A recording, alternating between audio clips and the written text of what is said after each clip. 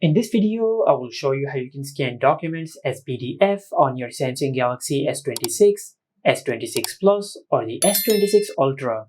Now to do that, first of all, just open the camera app. Then tap on the four dots over here and go to Settings. Under Settings, just tap on Scanning, then enable the toggle for document scanning. After you do that, then you will be able to scan your documents using the camera app. Now to do that, just go back to the camera app. Then just place your document in the camera frame. Now once your camera app detects your document, it will show the scan button over here. Now just tap on scan and you will start scanning your document. Now from here, if you tap on the crop button, you will be able to crop your document. And also you can rotate your document from here.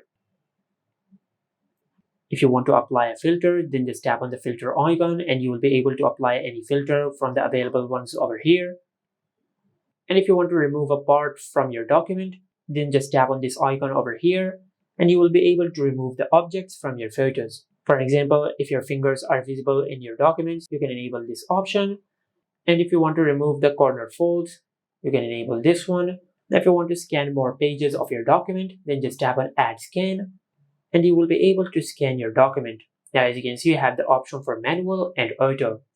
If you select auto, your camera will automatically scan the document as it fits the camera frame.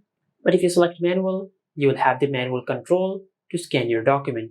Now once you have scanned your document, then just tap on Next and select Save as PDF. And once you do that, you'll save your scanned documents as your PDF.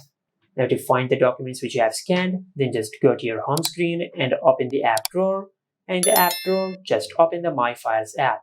Now just go to the Docs section. As you can see, these are the documents which we have scanned. As you can see, we have saved them as a PDF. Just like that. And this is it. Make sure to like, comment, and subscribe. Thank you for watching.